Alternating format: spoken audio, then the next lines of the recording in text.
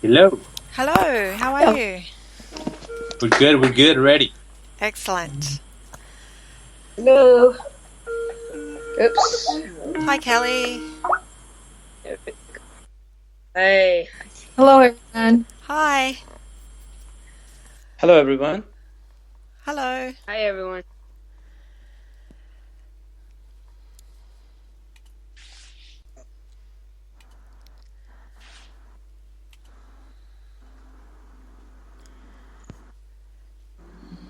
I'm just going to check the chat box and make sure the recording has started. Cool.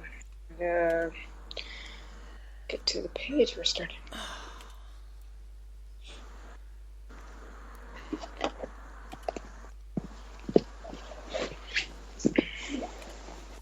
Okay, let me see. Go away.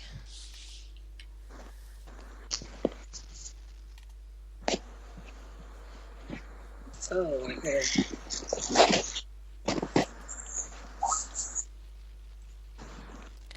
Okay, looks like we're recording, so we're good to go. How is everyone? We're good. Excited. Good. Fantastic. Who'd like to read Great. first?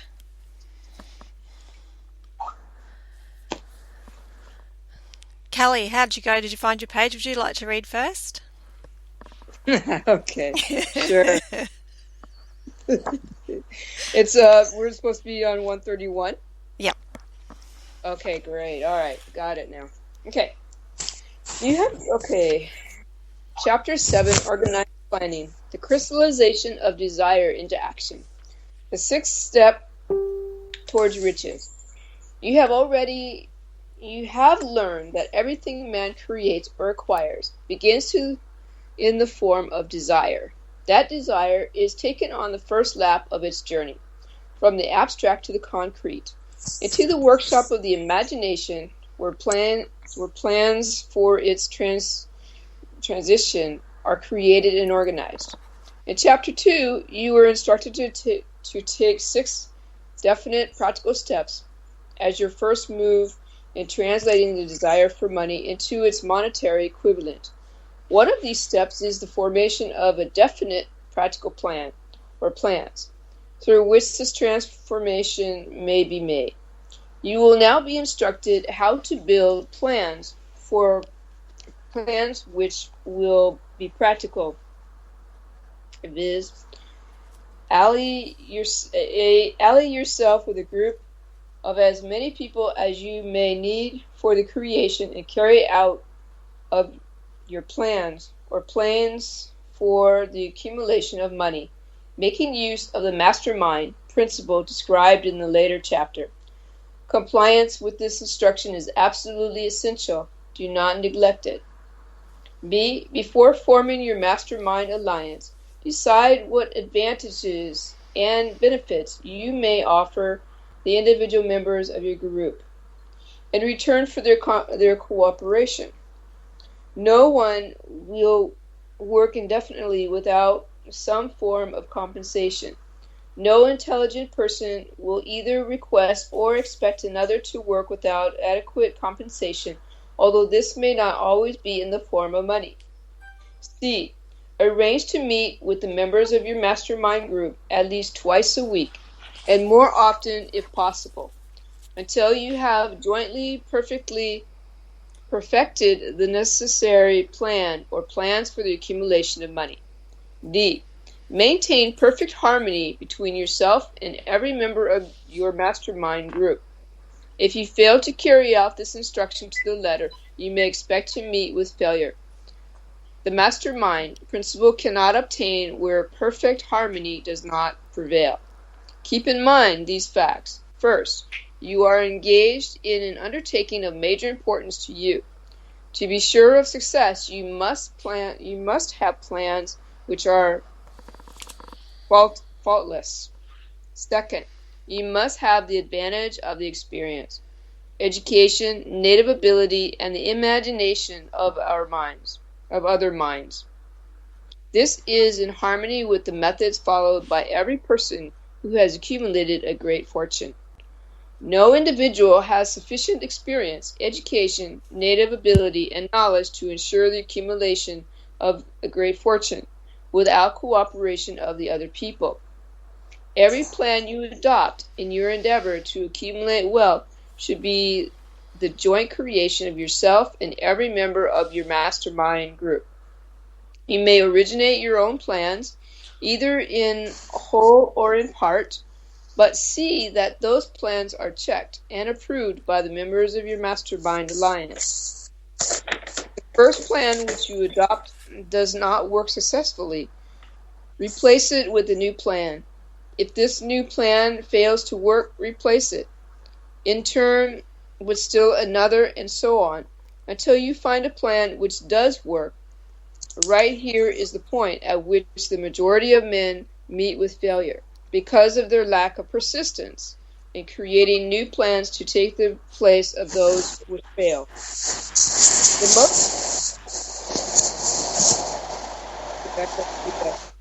The most intelligent man living cannot succeed in accumulating money, nor in any other undertaking, without plans which are practical and workable. Just keep this fact in mind. And remember, when your plans fail, a temporary defeat is not permanent failure. It only means that your plans have not sound. Build other plans. Start all over again. Would someone like to pick up on line 77, please? I'm happy to do that. Yasmin here, guys. Thomas A. Edison failed 10,000 times before he perfected the incandescent electric light bulb. That is, he met with temporary defeat 10,000 times before his efforts were crowned with success. Temporary defeat should mean only one thing, the certain knowledge that there is something wrong with your plan. Millions of men go through life in misery and poverty because they lack a sound plan through which to accumulate a fortune. Henry Ford accumulated a fortune not because of his superior mind, but because he adopted and followed a plan which proved to be sound. 1,000 men could be pointed out, each with a better education than Ford's, yet each of whom lives in poverty because he does not possess the right plan for the accumulation of money. Your achievement can be no greater than your plans are sound. That may seem to be an axiomatic statement, but it is true. Samuel Insull lost his fortune of over $100 million. The Insull fortune was built on plans which were sound. The business depression forced Mr. Insull to change his plans, and the change brought temporary defeat, because his new plans were not sound. Mr. Insull is now an old man. He may consequently accept failure instead of temporary defeat. But if his experience turns out to be failure, it will be for the reason that he lacks the fire of persistence to rebuild his plans. No man is ever whipped until he quits in his own mind. This fact will be repeated many times because it is so easy to take the count at the first sign of defeat. James J. Hill met with temporary defeat when he first endeavoured to raise the necessary capital to build a railroad from the east to the west, but he too turned defeat into victory through new plans. Henry Ford met with temporary defeat, not only at the beginning of his automobile career, but after he had gone far toward the top. He created new plans and went marching on to financial victory. We see men who have accumulated great fortunes, but we often recognize only their triumph, overlooking the temporary defeats which they had to surmount before arriving. No follower of this philosophy can reasonably expect to accumulate a fortune without experiencing temporary defeat. When defeat comes, accept it as a signal that your plans are not sound. Rebuild those plans and set sail once more toward your coveted goal. If you give up before your goal has been reached, you are a quitter. A quitter never wins, and a winner never quits. Lift this sentence out, write it on a piece of paper in letters an inch high, and place it where you will see it every night before you go to sleep and every morning before you go to work. When you begin to select members for your mastermind group, endeavour to select those who do not take defeat seriously. Some people foolishly believe that only money can make money. This is not true. Desire, transmuted into its monetary equivalent through the principles laid down here, is the agency through which money is made. Money of itself is nothing but inert matter. It cannot move, think, or talk, but it can hear when a man who desires it calls it to come. Planning the sales of services. The remainder of this chapter has been given over to a description of ways and means of marketing personal services. The information here conveyed will be of practical help to any person having any form of personal services to market, but it will be of priceless benefit to those who aspire to leadership in their chosen occupations. Intelligent planning is essential for success in any undertaking designed to accumulate riches. Here will be found detailed instructions to those who must begin the accumulation of riches by selling personal services. It should be encouraging to know that practically all the great fortunes began in the form of compensation for personal services or from the sale of ideas. What else except ideas and personal services would one not possessed of property have to give in return for riches? Broadly speaking, there are two types of people in the world. One type is known as leaders, and the other as followers. Decide at the outset whether you intend to become a leader in your chosen calling or remain a follower. The difference in compensation is vast. The follower cannot reasonably expect the compensation to which a leader is entitled, although many followers make the mistake of expecting such pay. Does somebody want to pick up? Hello? Anybody want to go? I can. Thanks, Cheryl. It is no disgrace to be a follower. On the other hand, it is no credit to remain a follower. Most great leaders began in the capacity of followers. They became great leaders because they were intelligent followers. With few exceptions, the man who cannot follow a leader intelligently cannot become an efficient leader. The man who can follow a leader most efficiently is usually the man who develops into leadership most rapidly.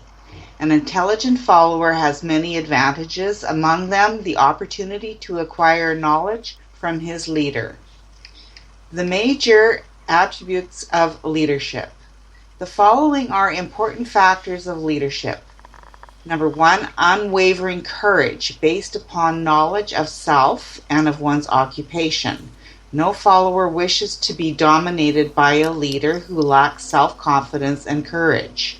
No intelligent follower will be dominated by such a leader very long. Number 2, self-control. The man who cannot control himself can never control others. Self-control sets a mighty example for one's followers, which the more intelligent will emulate. Number 3, a keen sense of justice. Without a sense of fairness and justice, no leader can command and retain the respect of his followers. Number 4, definiteness of decision. The man who wavers in his decisions shows that he is not sure of himself. He cannot lead others successfully. Definiteness of plans. The successful leader must plan his work and work his plan. A leader who moves by guesswork without practical, definite plans is comparable to a ship without a rudder. Sooner or later, he will land on the rocks. Number 6, the habit of doing more than paid for. One of the penalties of leadership is the necessity of willingness upon the part of the leader to do more than he requires of his followers. Number 7, a pleasing personality. No slovenly, careless person can become a successful leader. Leadership calls for respect. Followers will not respect a leader who does not grade high on all of the factors of a pleasing personality. Number 8, sympathy and understanding. The successful leader must be in sympathy with his followers. Moreover, he must understand them and their problems. Number 9, mastery of detail. Successful leadership calls for mastery of details of the leader's position. Willingness to assume full responsibility. The successful leader must be willing to assume responsibility for the mistakes and the shortcomings of his followers. If he tries to shift this responsibility, he will not remain the leader. If one of his followers makes a mistake and shows himself incompetent, the leader must consider that it is he who failed. Number 11, cooperation. The successful leader must understand and apply the principles of cooperative effort and be able to induce his followers to do the same. Leadership calls for power, and power calls for cooperation. There are 2 forms of leadership. The first, and by far the most effective, is leadership by consent of and with the sympathy of the followers. The second is leadership by force, without the consent and sympathy of the followers. History is filled with evidences that leadership by force cannot endure. The downfall and disappearance of dictators and kings is significant. It means that people will not follow forced leadership indefinitely. The world has just entered a new era of relationship between leaders and followers, which very clearly calls for new leaders and a new brand of leadership in business and industry. Those who belong to the old school of leadership by force must acquire an understanding of the new brand of leadership, cooperation, or be relegated to the rank and file of the followers. There is no other way out for them. The relationship of employer and employee, or of leader and follower in the future, will be one of mutual cooperation based upon an equitable division of the profits of the business. In the future, the relationship of employer and employee will be more like a partnership than it has been in the past. Napoleon, Kaiser Wilhelm of Germany, the Tsar of Russia, and the King of Spain were examples of leadership by force. Their leadership passed. Without much difficulty, one might point to the prototypes of these ex-leaders among the business, financial, and labor leaders of America who have been dethroned or slated to go. Leadership by consent of followers is the only brand which can endure. Men may follow. Who's whistling? Someone needs to mute themselves. Whoever's whistling. Somebody's whistling. Men may follow the forced leadership temporarily, but they will not do so willingly. The new brand of leadership will embrace the 11 factors of leadership described in this chapter, as well as some other factors. The man who makes these the basis of his leadership will find abundant opportunity to lead in any walk of life. The Depression was prolonged largely because the world lacked leadership of the new brand. At the end of the Depression, the demand for leaders who are competent to apply the new methods of leadership has greatly exceeded the supply. Some of the old type of leaders will reform and adapt themselves to the new brand of leadership, but generally speaking, the world will have to look for new timber for its leadership. This necessity may be your opportunity. Somebody else like to take over?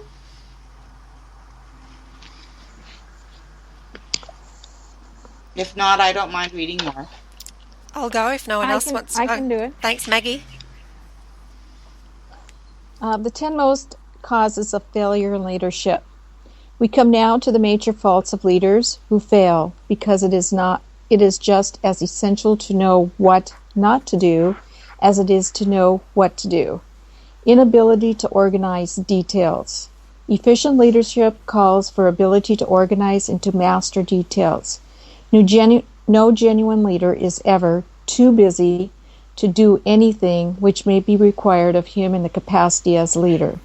When a man, whether he is a leader or a follower, admits that he is too busy to change his plans or to give attention to any emergency, he admits his inefficiency. The successful leader must be the master of all details connected to his position. That means, of course, that he must acquire the habit of regulating details to capable lieutenants. Unwillingness to render humble service. Truly great leaders are willing, when occasional demands to perform any sort of labor which they would ask another to perform. The greatest among you shall be the servant of all, is the truth which all able leaders observe and respect. Expectation of pay for what they know instead of what they do with that which they know. The world does not pay men for that which they know. It pays them for what they do or induce others to do. Therefore, is fear of competition from followers. The leader who fears that one of his followers may take his position is practically sure to realize the fears sooner or later. The able leader trains understudies to whom he may delegate at will any of the details of his position. Only in this way may a leader multiply himself and prepare himself to be at many places and give attention to many things at one time. It is the eternal truth that men receive more pay for their ability to get others to perform than they could possibly earn by their own efforts. An efficient leader may, through his knowledge of his job and his magnetism and his personality, greatly increase the efficiency of others and induce them to render more service and better service than they could render without his aid. Number 5 is a lack of communication.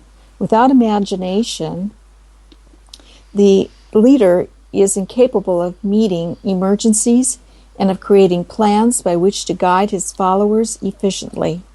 Selfishness. The leader who claims all the honor for the work of his followers is sure to be met by resentment. The really great leader claims none of the honors. He is contented to see the honors when there are any go to his followers, because he knows that most men will work harder for commendation and recognition than they will for money alone. Intemperance. Followers do not respect an intemperate leader. Moreover, intemperance in any of its various forms destroys the endurance of the vitality of all who indulge in it. Disloyalty. Perhaps this should have come at the head of the list. The leader who is not loyal to his trust and to his associates, those above him and those below him, cannot long maintain his leadership. Disloyalty marks one as being less than the dust of the earth and brings down on one's head the contempt he deserves. Lack of loyalty is one of the major causes of failure in every walk of life. Emphasis of the authority of leadership. The efficient leader leads by engaging and not by trying to instill fear in the hearts of his followers. The leader who tries to impress his followers with his authority comes within the category of leadership through force. If a leader is a real leader, he will have no need to advertise the fact except by his conduct, his sympathy, understanding, fairness, and a demonstration that he knows his job. Emphasis of title. The competent leader requires no title to give him the respect of his followers. The man who makes too much over his title generally has little else to emphasize. The doors to the office of the real leader are open to all who wish to enter, and his working quarters are free from formality or ostentation. I don't know if I said that right. These are among the more common of the causes of failure in leadership. Any one of these faults is sufficient to induce failure. Study the list carefully if you aspire leadership and make sure that you are free of these faults. Some fertile fields in which new leadership will be required. Does somebody else want to take over and go on from there? No? I can do it if you like. Okay.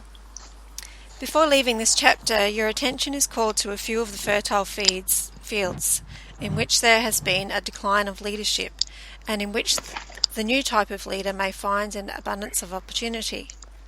First, in the field of politics, there is a most insistent demand for new leaders, a demand which indicates nothing less than an emergency. The majority of politicians have seemingly become high-grade legalized racketeers. They have increased taxes and debauched the machinery of industry and business until the people can no longer stand the burden. Second, the banking business is undergoing a reform. The leaders of this field have almost entirely lost the confidence of the public. Already the bankers have sensed the need of reform, and they have begun it. Third, industry calls for new leaders. The old type of leaders thought and moved in terms of dividends instead of thinking and moving in terms of human equations. The future leader in industry, to endure, must regard himself as a quasi-public official whose duty it is to manage his trust in such a way that it will work hardship on no individual or group of individuals. Exploitation of working men is a thing of the past. Let the man who aspires to leadership in the field of business, industry and labour remember this. Fourth, the religious leader of the future will be forced to give more attention to the temporal needs of his followers in the situation of their economic and personal problems of the present, and less attention to the dead past and the yet unborn future. Fifth, in the professionals of law, medicine and education, a brand of leadership and to some extent new leaders will become necessary. This is especially true in the field of education.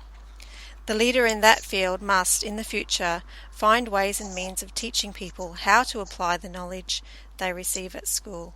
He must deal more with practice and less with theory. 6. The new leaders will be required in the field of journalism. Newspapers of the future will be conducted successfully. To be conducted successfully, must be divorced from the special privilege and relieved from the subsidy of advertising. They must cease to be organs of propaganda for the interest which patronise their advertising columns.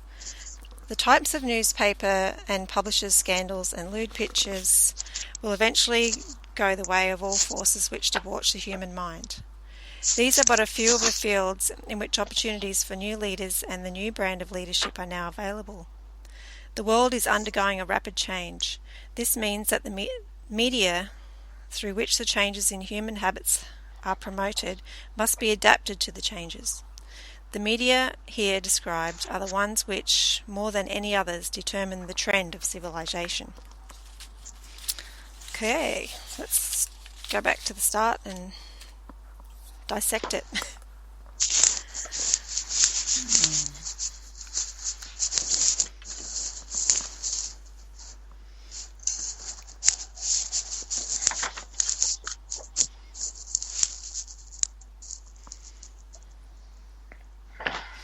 So the first paragraph there is talking about the whole process, isn't it, that we go through from having the initial desire, forming an idea, using our imagination to clarify it, getting that passion happening, and then we start out with getting our plan down on paper. And it talks about the 6 steps, which we've already used. And then it goes on to talk about the mastermind.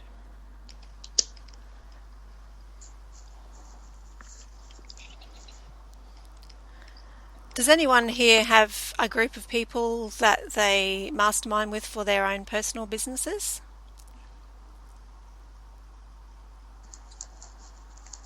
Not so to speak yet. I do have a few allies that are coaches, I guess, but not really a mastermind group.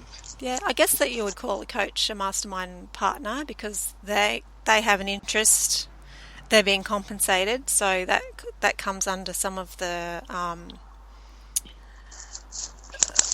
definitions, I guess, of a mastermind. I guess so, hey? Yep. Especially if, I guess, if they have a vested interest, which it kind of sounds like he's trying to point out here that in a mastermind group, everybody has to have you have to expect that everyone wants some form of compensation to be in the mastermind group. Yeah. And for us, even though we're kind of an informal mastermind group, we all receive compensation through inspiration and ideas. So it doesn't need to be money. Exactly. Exactly. Yeah, I have a little mastermind group, but it's not necessarily specifically for a business per se. It's getting, jump started though, and and supporting one another towards our aim. Yeah. And that's, I think, getting our head around all of this stuff when we first start to come into contact with it. It's a whole new way of thinking. So having a mastermind group specifically for that is a really good idea. Okay. And I think in having a mastermind group, I liked the fact that I think you really have to make sure that everybody is kind of on the same wavelength as far as what you want to accomplish with the mastermind group, and also, like he says here, somebody that doesn't accept defeat very easily, Mm-hmm. So Yeah, definitely. And be in harmony. Exactly. That was pretty important. Yeah. And he also talks about not actually having to be in the same type of business. So you could have a car salesperson, a real estate salesperson, and other different industries masterminding as a single group together without being in the same actual industry. But their ideas and their masterminding come together in ways that benefit all of them. For example, working with clients, increasing their productivity and those types of things. So you don't have to actually be in the same line of business. I agree. And it's really good as far as getting different ideas as far as marketing, So I think it's great. Yeah, second that, because you usually know everything in your domain, and the other person who is an expert in different domain can see it differently, and they give you advices that you're like, oh, I've never thought about that, and those are usually super helpful. Yeah, absolutely. And I think we've noticed a lot here in this group that once discussion starts happening, that ideas will come to each of us that are almost new to ourselves, which is kind of like the third mind or the universal mind kicking in when there's a group together discussing. And I think we've experienced that quite a bit in this group. Yeah. Agree. I would add as well, I think sometimes you can get just stuck, and it would be useful for somebody to be able to remind you just based on conversations you've had before, or like you could notice a pattern. I wouldn't notice it, but in a mastermind somebody else might be able to say, oh, Lorraine, I've observed this, or do you know what I mean? There's patterns that I might not be able to see, and something that's holding me back from, I don't know, approaching a client, or because it's not necessarily about being afraid to I'm not necessarily afraid to take action. Actually, that's exactly what it is. It's exactly what it is. I need to make this phone call, but I'm worried about making that phone call, so I'll put it off and do everything else, but ultimately that call has to be made, and I will get really busy with everything else but making that call, or whatever that action could be. And I could become blind to that. So being in a group is able to say, uncover what that is, and Lorraine, take the action, do it, kind of thing. Yeah, in an absolutely. encouraging way, of course, but you know what I mean. Yeah, I think we've all been there. Me recently, and it comes and goes. Me. And yeah, Napoleon Hill talks about constructive criticism among his peers and mastermind groups as a wonderful thing, because who better to point it out to you in a loving way to help you to succeed, rather than, failing by it, or having someone who doesn't have your best interests at heart picking it up. Mm-hmm. Right. It gets to be inspiring when you have somebody that's kind of rooting for you. It's like, oh yeah, it's like there's nothing standing in the way. Yeah. And it makes you accountable as well. Oh, right? yeah. Mm. And we all need that. Yes. Yeah. Yeah. Can I get I have a couple of masterminds, and that's pretty much how we use it at the moment, is accountability, because otherwise nothing would happen. Yeah. Good.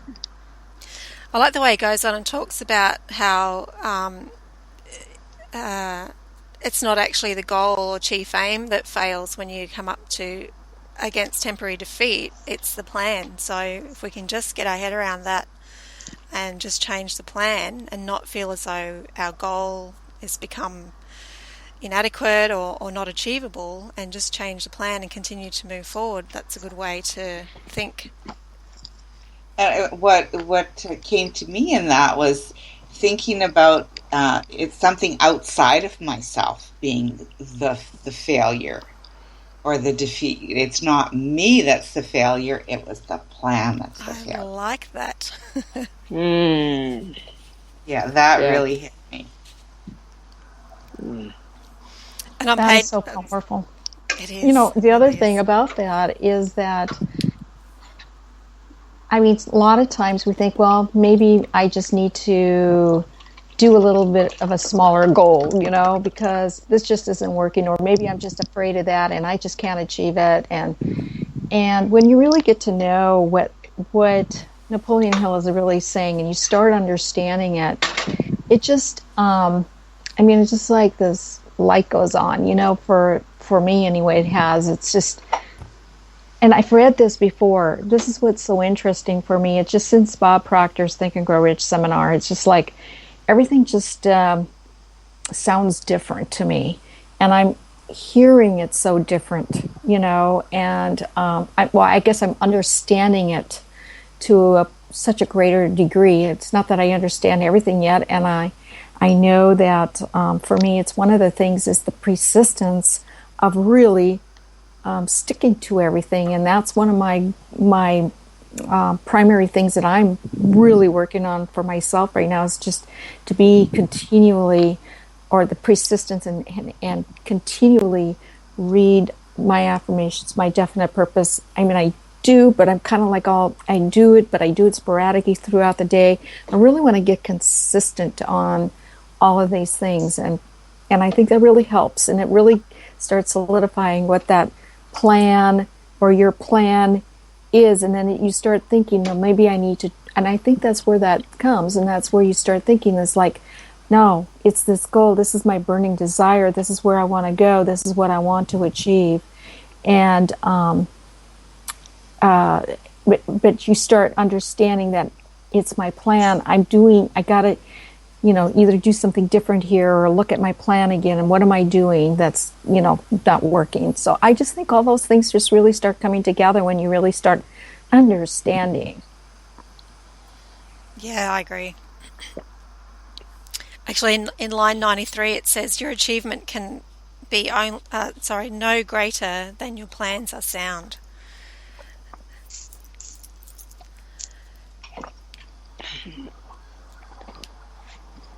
And it also tells us that on line 121 that no follower of this philosophy can reasonably expect to accumulate a fortune without experiencing temporary defeat. So it's going to happen. Human nature. Yeah. Yeah, I read somewhere that failure is on your way to success as opposed to being it on the other side. So I used to think failure and success are opposite sides of a spectrum, and I think it's Darren Hardy that talks about, or it might be someone else. Darren Hardy is the author of The Compound Effect, by the way, and I think it's him that he talks about failure being in the middle, or not maybe exactly in the middle, and somewhere between you and success. And that's a very different perspective. So you said that, and it just reminded me of that.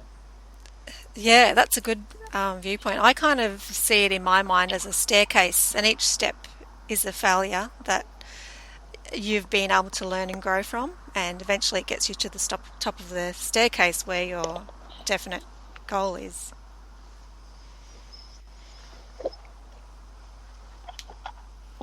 Yeah, and that also helps you to fail, and fail big, and fail frequently. And then that gives rise to success, massive success. Yeah, I was listening to something on the weekend, and I hope I can remember the way they put it. He was talking about, what we refer to as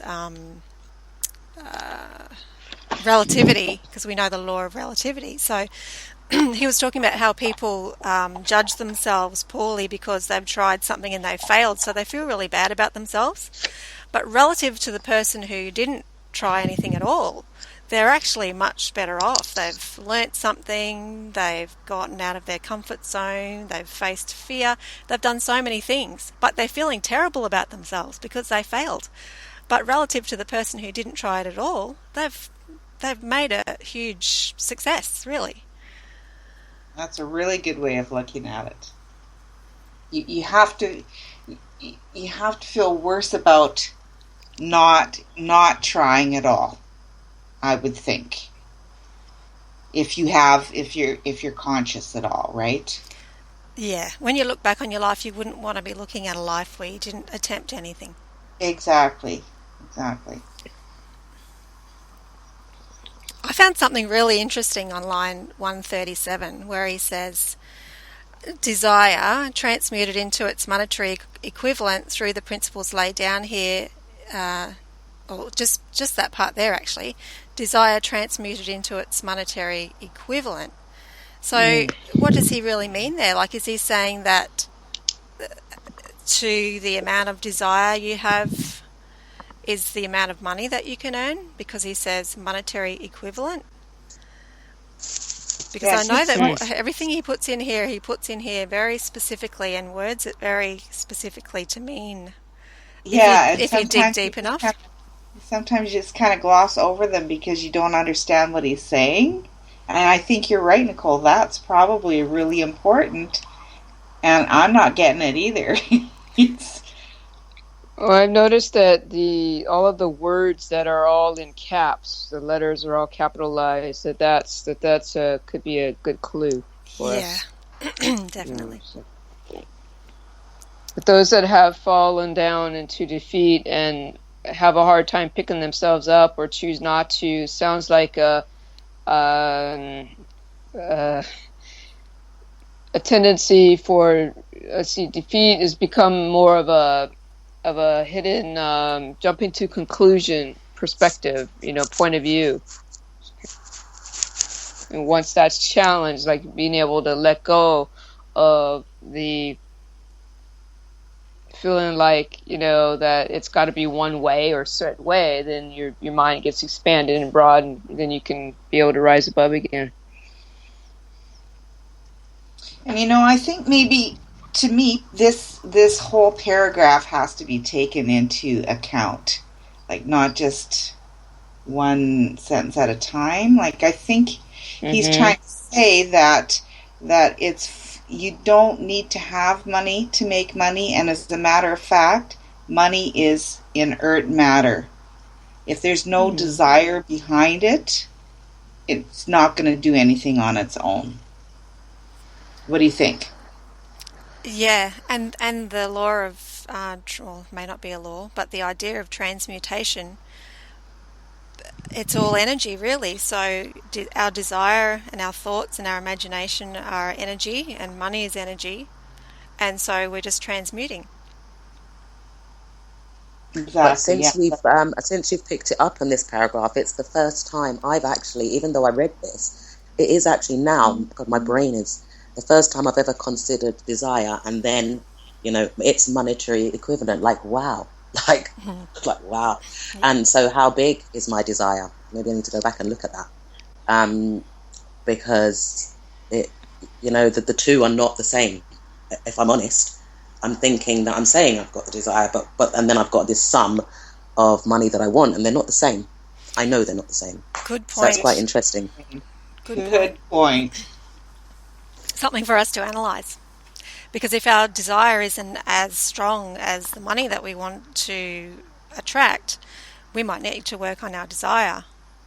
And we know how to do that. Like we visualise and we put feeling into it and emotionalise it, and we work on our subconscious minds through repetition. So maybe we need to think about what we're doing and what really works for us personally to increase our desire. Yeah. Excellent. And just a sentence before that where it says it's foolish to believe that only money can make money. How many times have we heard that out in the marketplace? Yeah.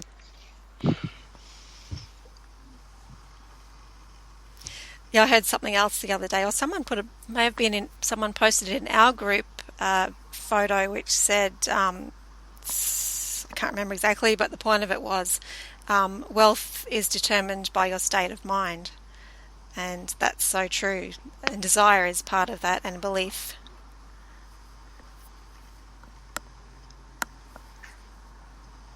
Exactly.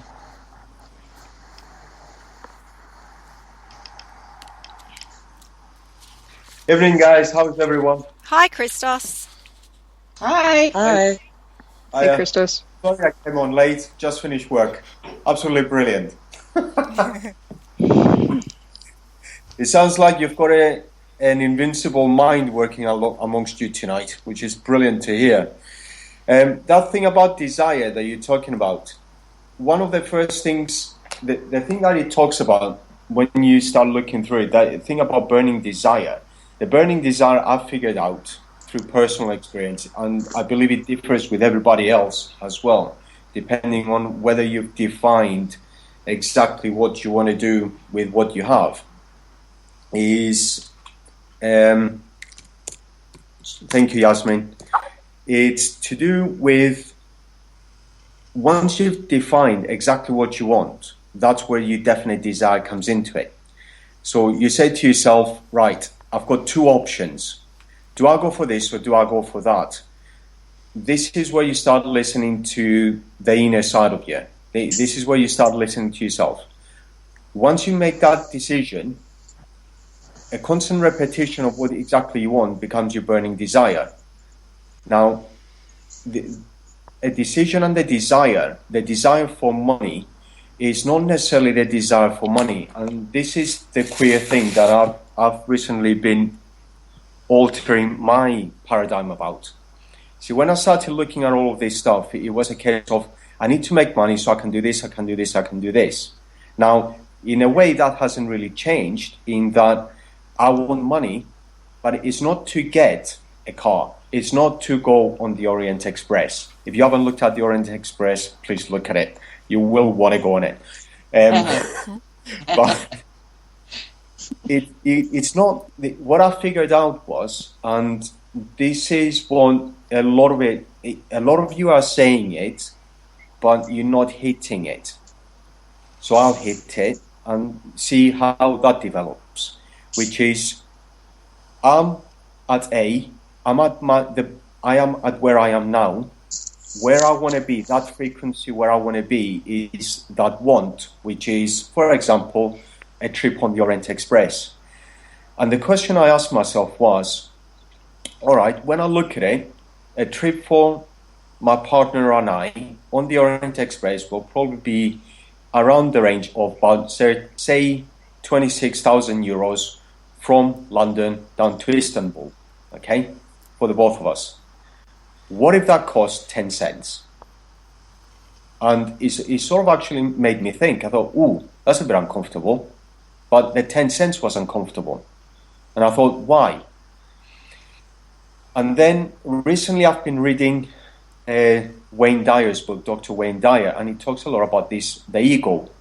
Now, Napoleon Hill doesn't really touch on the ego, but what he does do is that he directs you towards looking at the end line. He's getting you to look at the end. So you desire that thing that you want, that you're aiming for. In reality, it's not really the aim. Your goal is not really your goal. Your goal is your development to the goal. And it's something that I heard today as well. It's what do you do when you finally reach that goal and you think to yourself, is that all there is to it? Now, and that's the impact. So when you decide on a desire and you want to aim for it, you really got to be climbing the right ladder. And I can't remember who said it. Nicole, do you remember who said that, the line, or Yasmin, about that line about make sure you're climbing the right ladder, so when you get to the top, you've actually reached, you're not looking across the other side and thinking, I should be over there. Yeah, I saw that recently, but I can't remember who Yeah, said that. that sort of made me think. So when it comes to when you're going through the book, the second time you read it, and Lorraine, this is one of those things. The more you read it, the more you'll hit something. One of the things that it's like Wallace Wattle says, read the book on a daily basis, because it is a short book. But what it means is that, it's repetition. And it becomes the auto-suggestion. Repetition becomes your auto-suggestion. So the more you say something, the more auto-suggestion it becomes.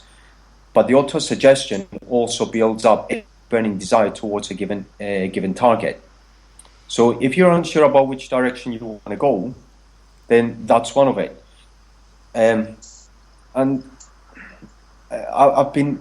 It's one of those things, repetitive things that keeps coming up on the group, which is, say this has happened and I don't know how to go about it.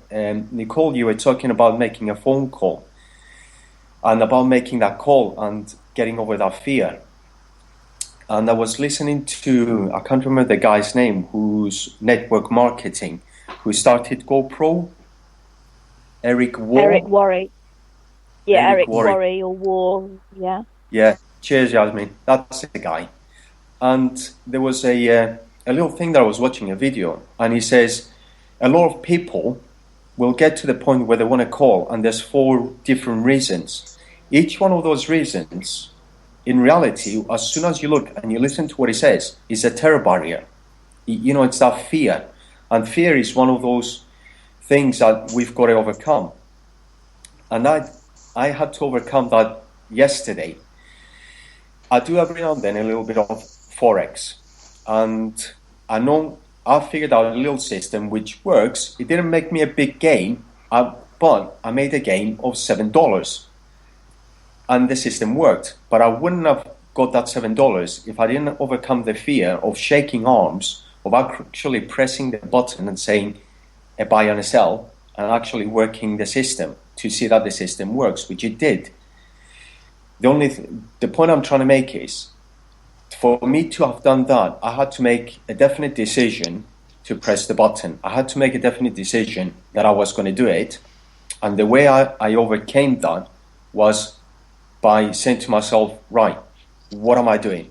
Not as in now, what am I doing as in my future me, where I'm going to get. And I know that the system works. It's not a 50-50, it's 100%. It works. So to overcome that fear, I had to put myself in the future. Now that's how I overcome a lot of my terror barriers. That's how you make a decision. That for me, that's how I figured it. I realized that to overcome a terror barrier, to overcome that barrier of worry and thinking, how am I going to do this? You've got to put yourself in that future position and see yourself doing what you want to do. And the minute you can see yourself doing it, the more likely you are to overcome that terror barrier, to overcome your fear, to be able to make that definite decision and to make your desire actually work. And isn't it that though? If it hadn't worked, it doesn't matter because it's being consistent and staying. That's what I'm saying. It's staying in that position. That's what I have to constantly remind myself, to stay focused on what I actually want or where I'm being, because sometimes it is going to go wrong, isn't it? It just, with all the best will in the world and following the same process, it could not work. But just because it's failed on one instance, which is what we were talking about earlier in terms of failures, as I know, because recently something I've done has gone a little bit wrong, but I'm sticking to, I do have to adjust the plan slightly, but I know the process works. It's just I have to come at it from a different different. Right. Okay. Let me. Right. One of my affirmations, newest affirmations, is I embrace failure, learn from it, and become better as a result of this process. Okay. That's an affirmation. Never written anything about failure before. This is the first one. Yesterday, I was having a Skype chat with Kali Rodriguez. And I was telling Kali, look, I'm trying to get on the Thinking to Results program. And, I can't remember what's the word I used. Basically, I implied that I'm not getting there. Am I doing something wrong? Am I missing it? That's the word. Am I missing it? Because it didn't happen on the day. And she says, well, if you say you're going to miss it, you're going to miss it. And she's right. If I say I'm missing it, I'm missing it. Or am I missing something? That's it. I said, am I missing something? She says, well, if you say you're missing something, it's quite likely that you're going to create that environment where you're going to miss something. I said, yeah, makes sense. However, you're not missing it. What you got to realize, she said, and she's got a point, is the sense of just because what you aim for, you have not actually achieved it, you haven't achieved it yet. It's not you haven't achieved it, you haven't achieved it yet. There is no failure unless you quit. So the point is that something may not have gone the way you wanted it to, but it doesn't mean that it's not supposed to happen that way. The point is that as you go along, it really is like Forex. It's going to go up and down. And when it's going down, that's when you've got to work harder at the belief that it is going to work. You can never ever let go. And this is what I'm working on now, because it's something that I understood, is that you vision of you, how you want to be, in other words, how you are. So there is no how you want to be, which is where this I am the I am. I am the I am. I am the future me now. So you've got to put yourself there. You've got to maintain that thought constantly, 24/7. And before you go to sleep, it's the last thought in your mind. So as soon as you fall asleep, and your subconscious mind takes over, because it ultimately does when you're asleep, through different stages of beta, theta, and all the rest of it. I don't know anything about sleep. But once you do that, that's when it starts rebuilding. So a failure is not a failure. It's giving you the opportunity to review what you've just done from a different point of view. And the minute you see it, don't take it as a failure. Think to yourself, what have I gained from it? Nicole, you mentioned this last time. You actually said something very similar last time, Han, which was a failure is not a failure unless you make it a failure, unless you quit. And you actually said that, and you were quite right. It is. And it is strange. Lorraine, you said it yourself, you can hear something and you can read something. And then all of a sudden you'll find yourself reading the same thing again, and you'll think, I didn't read that last time, or I must have missed it, or I didn't read it. The fact is, we do read it, but what you got to realize is, the more you read something, the minute you realize it, give yourself a pat on the back, because your awareness is just gone, it's got shot up. All right. Sure. So a failure, there's no such thing as a failure. It's a learning curve. The minute you say failure, that's fine. But say to yourself, from this failure, I'm going to learn and I'm going to get better. And then you just move on. Yeah. There's an illustration I like to think of to myself to help me when I don't think things are happening fast enough or not happening at all. When I think about all the things that I want to achieve, there are a lot of things that need to fall in place before I start to see the things that I want. So I know that things are actually happening that I can't see.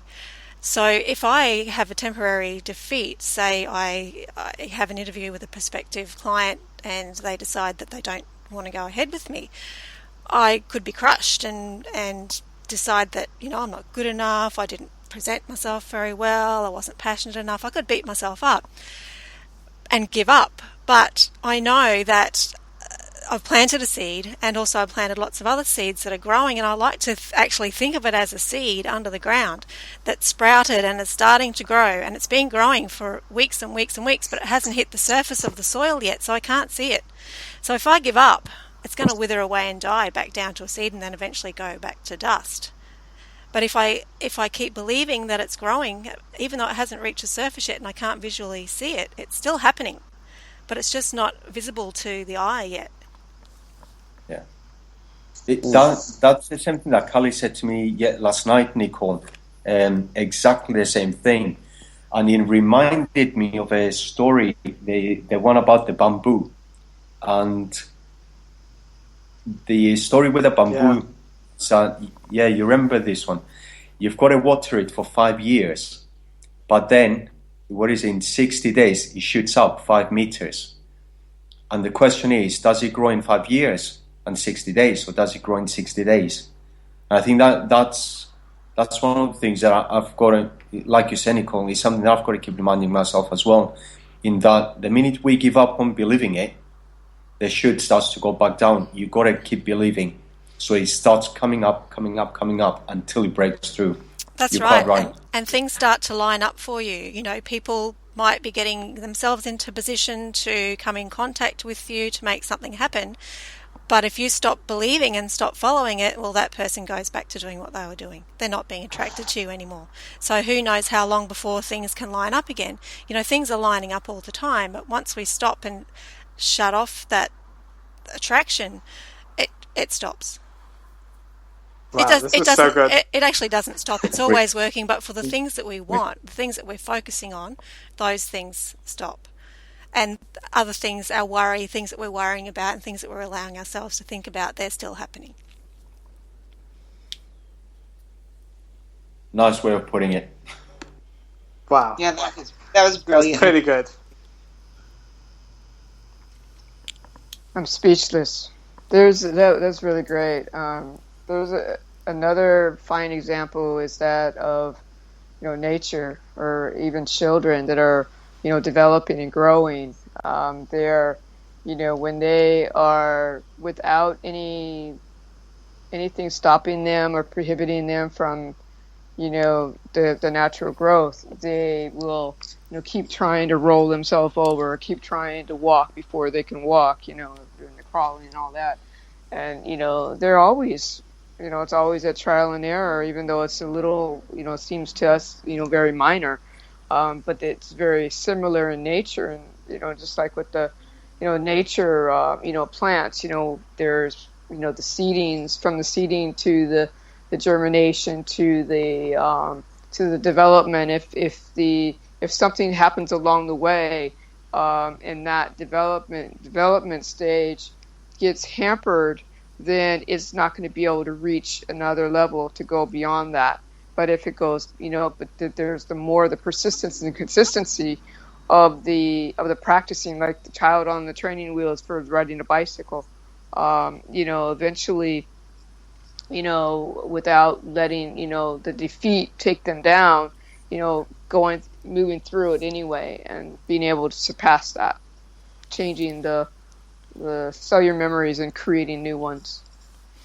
Yeah, they just have an insatiable drive, don't they? We do as babies, to walk and to develop, and then somewhere along the way it gets lost. School, I think. Yeah. This is something that I'm sorry, I'm talking a lot tonight. I'll be honest, I'm tired. And I've got so much adrenaline pumping through me at the moment. This is something that Wayne Dyer spoke about. About the baby. And it's strange. All of this stuff keeps coming back up again. He said, "Isn't it strange how in the first 9 months of our lives we do nothing, right? Absolutely nothing. Or as a parent, for example, a parent does nothing, and then as soon as a child is born, the parent goes, 'Cheers, God, nice one. I'll take over from here,' and then life starts to go downhill, basically, because." Well, it doesn't go downhill. It depends on your parents. But it's a case of you start getting a lot of environmental factors popping in.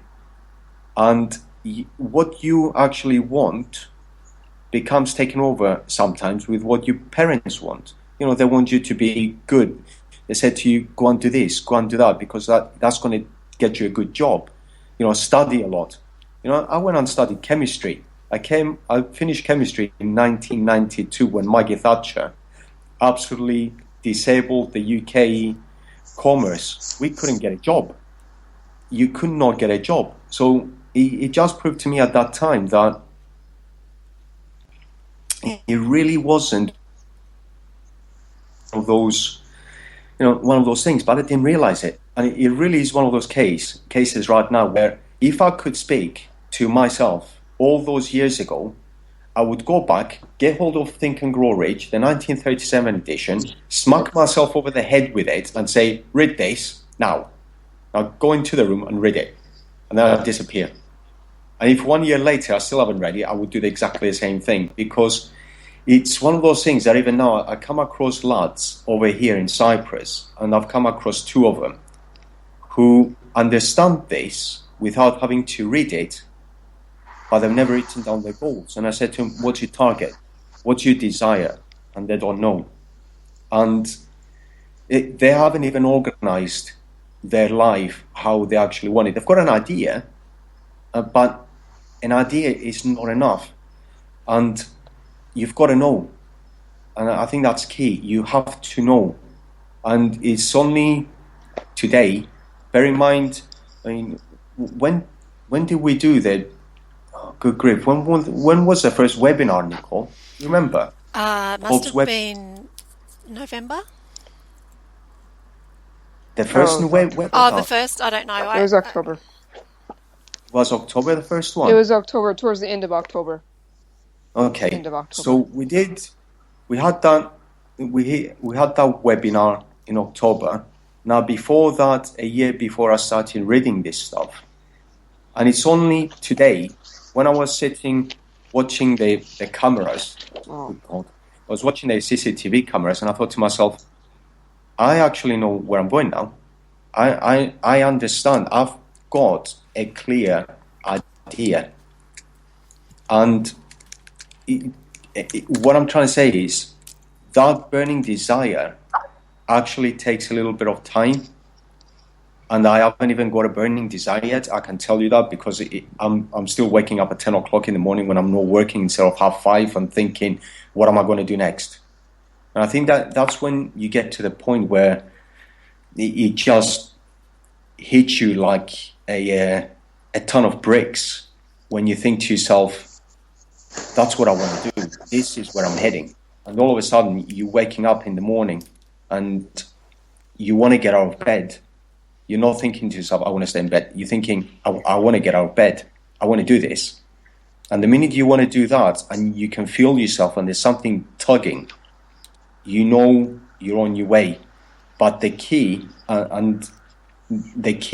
is what Nicole said, is you can't give up. Never ever give up.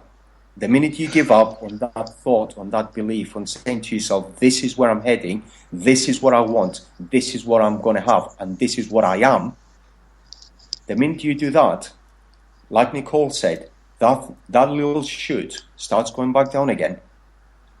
And you don't know how long it's going to take for you to pull it back up. You cannot let go.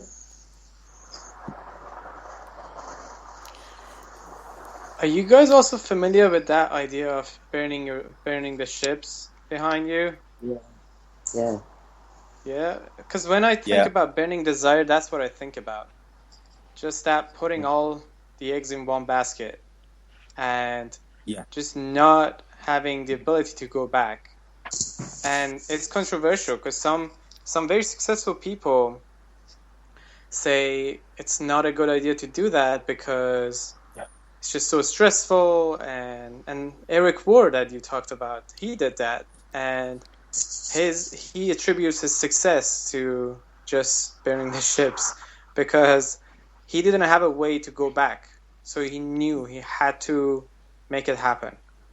And I'm just curious what other people think about that. I agree with both of those points of view. It does make you do it. You don't have a choice. I've put myself in that situation, but it also is very stressful. Yeah, I can see that it would just fuel. If you had no alternatives, it would fuel the burning desire for sure. But it could also detract by making you worry at the same time. So I don't know. Like Nicole said, I kind of agree with both points of view, but I can see pros and cons to both to that situation. Yeah. I think that by the time you're at the point where you're going to burn all of your bridges and put everything on the line for one thing, you would be at the point where your higher faculties can handle it. So you wouldn't do that as a beginner that you've just read Think and Grow Rich once and you go ahead and do that. I would spend some time developing yourself as a person first to make sure you're ready to do that, because it's quite difficult and it takes a lot of willpower to keep the worry out of your mind and focus on the end result, which is going to be fantastic. Whereas a new person just exposed to this material may not have exercised their mind enough to be able to carry that. Well, I wish I'd have spoken to you a year ago, Nicole, because it's just, I think for me, it just, I jumped like crazy. And struggled and almost drowned, if I'm honest. But now I'm finding, especially in the last couple of weeks, and I will honestly say since even just being connected with you guys, I can see opportunities that were probably already there. I couldn't see them before because I was panicking, because everything was going wrong, and I had burnt the bridges. But now it's okay. I mean, I haven't hit where I want to be yet, but I'm seeing that there are opportunities and they were probably there all along. But I can see them now, and that's because I am maybe choosing to, or because I'm being inspired by you guys. But I think, yes, it's stressful. It is extremely stressful. But if you can if you can be connected with the right people, if you can read the right material, and if you can just have some faith, there is a way. At the moment, it's taken a bit long for me, but at least I can see that the solution is there. The opportunities are there. I just need to keep putting one foot in front of the other, and it's crazy. I think there was something I read about your path being illuminated, and for some reason at the moment that's happening for me. There is still a lot of fear. There is still a lot of I don't know how, but I'm moving, and it's happening, and I'm able to see. I think is the key thing. Don't ask me to tell you exactly what it is I can see, but I can see the way for some reason. Like I'm taking the right steps, I'm doing the right things, and I can see so many opportunities around me that, like I said, were probably already there. But when I was panicking and drowning because I'd burnt the bridges and the ships and there was no way back, I couldn't see it for a long time. And in these last few weeks, so thank you everybody again. But I'm starting to look beyond just the end of my nose. I'm lifted my head up and I can kind of see a little bit better, and I'm getting a little bit clearer and not necessarily panicking. I know you said not to see failure. I think failure it's the language again, isn't it? Failure you immediately think, oh my God, this is terrible, because that's what the word failure means. But actually, when something has gone wrong, I'm now able to train myself to think, okay, what's in this? What's happened? The heart is still beating. My heart is racing. Don't misunderstand. But I'm getting that bit of clarity of, okay, this is all right. I've learned something, and sometimes, that was the wrong path. Turn back and go here. And as long as nobody's going to die, it's, so far so good. That's my experience so far. As a baby, I jumped. Sometimes you have to put those failures into perspective, right? That they're not as big and bad as they seem to be. If you just go to sleep on them, the next day you look at them from a different point of view, and they're not as bad as what you thought they were. Mm-hmm. Yeah. Cheryl, this is where what I meant. When you've got that fear, Lorraine, and you are thinking, you had that worry, and it was a worry of oh, good grief, well, what's going to happen if I do this and if I do that, or if this happens, or right. All of that, we'll just put it under one title and we'll call it worry, okay? It's a fear, but we'll call it worry. The thing is, you worry, the minute you start worrying, imagine that it starts cutting off the feeding of a given parts of your mind, because it's like a glass of water. If you fill it with worry, you can't fill it with creative energy or creative thought. You have to empty the glass of the worry so you can start filling it with creative thoughts. Okay? What happened the minute you came on here is that you began to realize that you're not the only one with worries. Everybody's got worries. It's just that the way that we handle it is everybody's got an alternate way of doing it. Okay? The minute you do that and you start creating that within yourself, you say to yourself, I can deal with this. When you come across the point where you think, again, how am I going to do this? Don't ask yourself, how am I going to do this in the sense of good grief. Say to yourself, how am I going to do this? So it's not only the question, is how you ask yourself. And ask yourself loud. Even stand in front of the mirror and say, right, Lorraine, how are you going to do this? How are you going to get over this obstacle? Now, it's a little bit different. I do that. I stand in front of the mirror and I say, Harrison, sort yourself out. What's going on? And it works. Sometimes it works. Mind you, that's because my RSM used to say that to me. So, it sort of plugs you into a different level. When you don't overthink it, because it's actually one of the things that you don't want to be doing. What you want to be doing is concentrate on your target.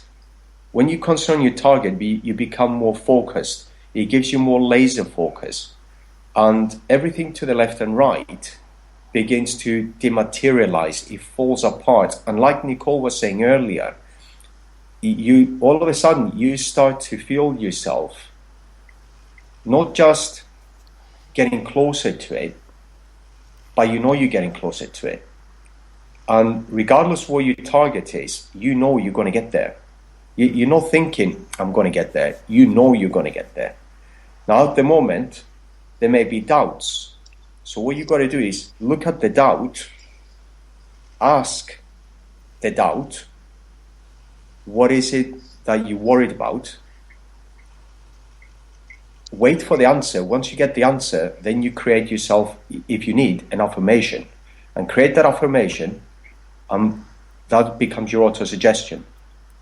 And by creating that auto-suggestion, every time, even if you do it 2 or 3 times, the next time that doubt comes up, that thing that you just built for yourself is going to go straight in. And that doubt is going to dissipate. And what you're going to be left with is that positivity where you begin to know that you're going to get there. Overcoming something, the best way to do it is literally put yourself on the other side. I've heard this so many times, and this is why, even in Think and Grow Rich, where, later on, he mentions this thing about the ego. And one of the things, this is one of Wayne Dyer's biggest things towards the end, especially in the book, Wishes Fulfilled, which is, about the ego, the way he describes it later on in life. He didn't describe it the same at the start, but later on, he calls it edging God out. In other words, you're pushing your own spirit out of the way, and you're letting external influences tell you what's going on. The minute you put laser focus on your target, you push the external influences left and right away from you, and you say, I know where I'm going, which is why all of a sudden you are seeing that light. You are beginning to get that laser focus. The more you focus on it, the more laser down, the more straight it becomes. You'll be amazed at what happens. You won't only push left and right all of the rubbish, but as soon as you start doing that, all of the good stuff starts flooding in, especially the people you're going to need, and the resources you're going to need, and the ideas the ideas will just start flooding in. And the minute you get an idea, it'll be there. It'll come to you. Someone will say something, and all of a sudden you'll think, I never thought about that. But someone that's sitting next to you may never realize it. The opportunity, you will see the opportunity, someone else won't see the opportunity. You'll just click, you'll click. And the more you'll click, you'll incredible. think... Yeah, I'm trying to manage my language, but I'm tempted. I'm just going to say it and know that I need to think of another way to say this. I can't actually believe it.